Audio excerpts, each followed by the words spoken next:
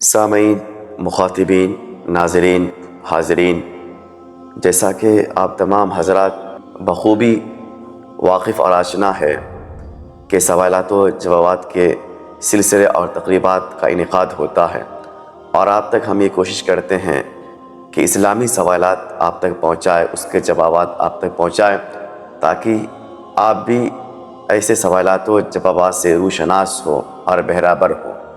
تو میرے یہ ساتھی ہیں جو ہم سے سوالات کرتے ہیں، اور میں آپ تک پہنچانے کی بھرپور کوشش کرتا ہوں۔ تو پہلا سوال آپ کا یہ ہے کہ احکام اسلام کسے کہتے ہیں؟ احکام اسلام در حقیقت اس قوانین کو یا اس دستور کو کہتے ہیں جو اللہ پاک اپنے رسول کے ذریعے سے، کتاب کے ذریعے سے عالم انسانیت تک پہنچاتے ہیں، اور اس کا فائدہ، اصل نتیجہ یہ ہوتا ہے کہ جب عالم انسانیت اپنے دل سے اسے قبول کرتی ہے اور اس پر عمل کرنے کی بھرپور کوشش کرتی ہے یا عمل کرتی ہے، تو اللہ پاک اس کے برکت سے اس کی دنیا بھی سنوار دیتے ہیں اور اس کے آخرت بھی سنوار دیتے ہیں۔ تو احکام اسلام اسی کو کہتے ہیں۔ جی بالکل۔ تو آپ کا دوسرا سوال ہے کہ احکام اسلام کی بنیاد کس پر ہے؟ احکام اسلام کی جو بنیاد اولاً قرآن مجید ہے۔ قرآن مجید ہمارا سب سے پہلا نصب العین ہے، اور دوسری چیز کیا ہے، وہ حدیث شریف رسول کریم صلی اللہ علیہ وسلم کی جو زندگی ہے، قولاً یا فعلاً، یہ احکام اسلام ہے تمام عالم انسانیت کے لیے۔ اور قرآن کہتا ہے کہ لقد کان لکم فی رسول اللہ اسوۃ حسنہ، کہ ساری عالم انسانیت کے لیے حضور کی جو زندگی ہے یہ ایک اسوہ حسنہ ہے، ایک آئیڈیل، ایک نمونہ ہے۔ بالکل صحیح ہے۔ آپ کا تیسرا سوال یہ ہے کہ احکام اسلام کی کتنی قسمیں ہیں؟ احکام اسلام جسے ہم بالفاظ دیگر ارکان اسلام کہتے ہیں، اور وہ 5 چیزیں۔ پہلی چیز ہے ایمان، جو میں نے آپ کو بتایا، کلمہ۔ دوسری نماز، روزہ، زکوٰۃ اور حج۔ یہ 5 چیزوں کا محور اور مرکز کے نام کو کہتے ہیں ہم ارکان اسلام۔ تو آپ کا چوتھا سوال ہے کہ فرض کسے کہتے ہیں؟ فرض کے 2 تعریف ہے۔ فرض کی پہلی تعریف یہ ہے کہ جسے انسان کو ہر حال میں کرنا ہوتا ہے، اور اگر نہیں کرے گا تو وہ گناہ، ایک تعریف ہوئی۔ دوسری تعریف فرض کی یہ ہے کہ اگر کوئی فرضیت کا انکار کر دیتا ہے تو بندہ کافر ہو جاتا ہے۔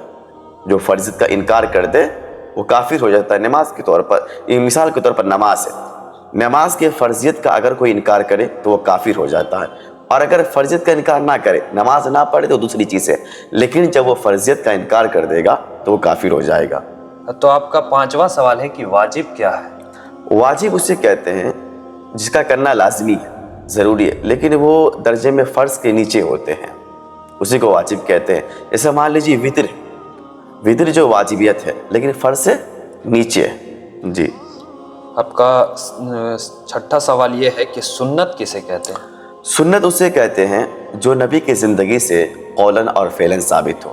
قولاً کہتے ہیں کہ نبی نے اس چیز کو کہا کہ یہ ہماری سنت ہے، یا فعلاً کہ جنہوں نے زندگی میں، نبی نے پوری زندگی اس کام کو کیا تو اسے سنت کہتے ہیں۔ تو جو قولاً اور فعلاً ثابت ہو اسے سنت کہتے ہیں۔ تو آپ کا 7واں سوال یہ ہے کہ مستحب کیا ہے؟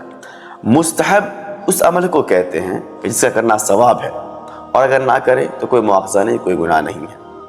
آپ کا 8واں سوال ہے کہ حرام کسے کہتے ہیں؟ حرام اس دستور، اس قانون کو کہتے ہیں کہ جو اللہ پاک نے قرآن میں فرمایا ہے اور نبی نے حدیث میں اس کی وضاحت فرمائی ہے، اور جو بالکلیہ منع ہو، اس کا کرنا جو بالکل گناہ ہو، اس کو حرام کہتے ہیں۔